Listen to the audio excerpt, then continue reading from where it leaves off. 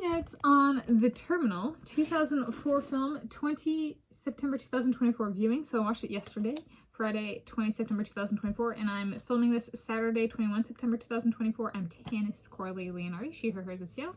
This is my own personal copy of this movie. And let's go through my movie notes. So it's a fiction film about a man whose home country experiences military upheaval while he was in the air on the way to the United States of America. And so when he goes to get into the country, United States of America, he finds he is not allowed to leave the airport, neither back to his country nor into the United States of America. So he gets stuck there. Yeah. So essentially he has to find out how is he going to get food. But he can't get a job because he doesn't even have a passport because his country doesn't even exist. You know, his visa got taken away and stuff like that. And so it's just, I said previously, this might be the most painful movie I've ever watched. Yes, it rhymes a lot with my life story, actually, or my life story rhymes with it. But I came into existence in the early to mid 1990s, so I guess I came before the movie. But the concept of so essentially something starts working and then something goes wrong. And that is definitely my life story for the entirety of my life. Also, I would say thus far, my life is truly a type of a story called a waiting story. So it's not go, go, go, go, get stuff done, get stuff done, get stuff done. It's no, I'm waiting for my soulmate. I'm approximately 32 years of age and I'm still waiting for my soulmate. And so it's a waiting story. And so, especially in today's world where everything's go, go, go, mentality, behaviors, thoughts, always something in the brain. Mind works so fast, faster than the words, faster than the pen, faster than the fingers when typing, that kind of thing. Right, that's not me whatsoever. I'm a waiter. We are rare in the United States of America. Extremely rare. So, there we go. The moose I was watching, I was like, okay, this movie's code name is From Russia with Love. Thank you, my Minika. It's from Russia to me. Tanis Coralee Leonhardi. In the eyes of American Democrats at the top, I came up with this. Okay.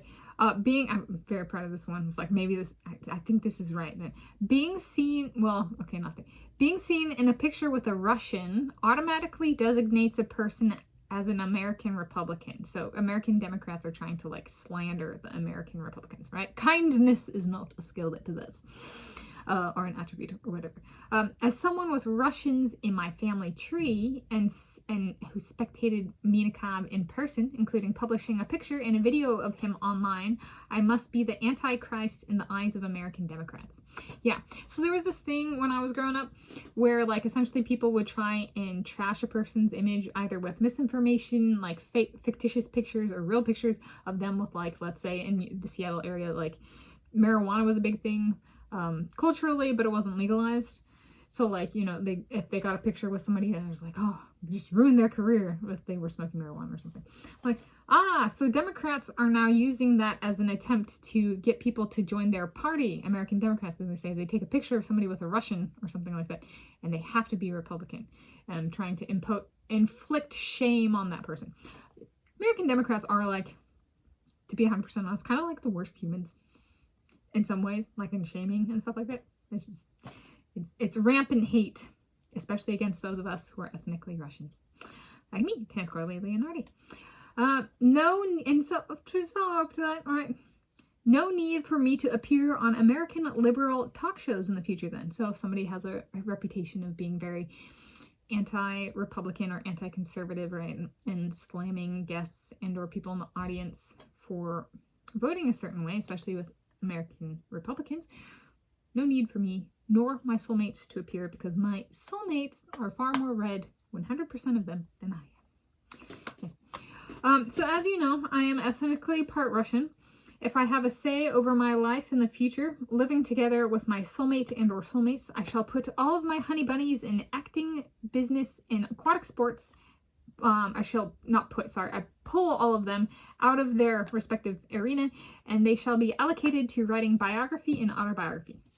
if they want to pick up their activities, then they can be as a hobby. So like my Leon, or no, let's say, so my Minikov, that applies to my Leon as well, but my Minikov, right, we pull him out and he starts writing biographies and autobiographies. It's just to protect them. All right, make sure we get the names correct and the information correct. Anybody who has published a biography of my soulmate with a different name, different birth date, different personal life, right? If my name, Tanis Coralee Leonhardi, She, Hers of Seattle, is not in that book with our proper date and time and setting of marriage and that stuff, it's fiction. You disqualified yourself, whoever read that book, from being a biographer for me and my honey bunnies. End of discussion. I'm gonna go, okay, why are you bringing up Russians? Well, this is, back when this came out, it was kind of like a lot of people chose to interpret it a bit as like mocking the Russians. This guy's from like, you know, might be today used to kind of shame Kazakhstans by the American Democrats. You know, that kind of Eastern Europe. So some people enjoyed it for like mocking those of us who are Eastern European with at least some of our ethnicity. So personally, I like it, right? Again, it's a waiting story, kind of like my life. But yeah, not anybody can write my life story. That's for dang sure. There's a bunch of really not really mentally there people. And even if they were there, doesn't mean they can understand what it means to wait. There we go. There's my movie notes on the Terminal 2004 film at 20 September 2024 viewing.